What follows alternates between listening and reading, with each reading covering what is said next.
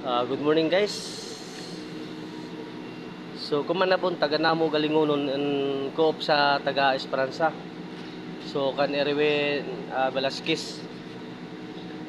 Ito po yung palay nila guys.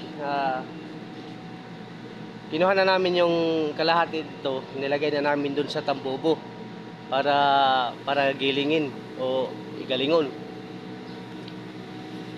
So maya maya wala na kaming siguro kiskison. At mamaya uwi na kami sa aming mga bahay at saka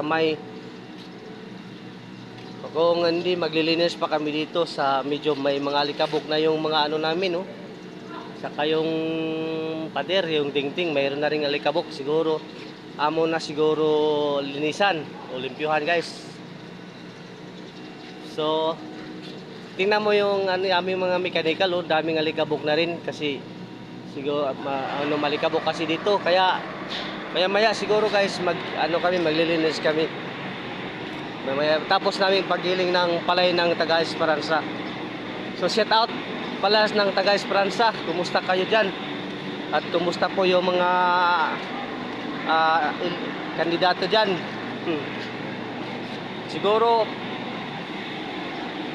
nahahati lahat ng mga isip ng mga tao kasi lahat ng nangangandidato ay mga kilayada, di ba?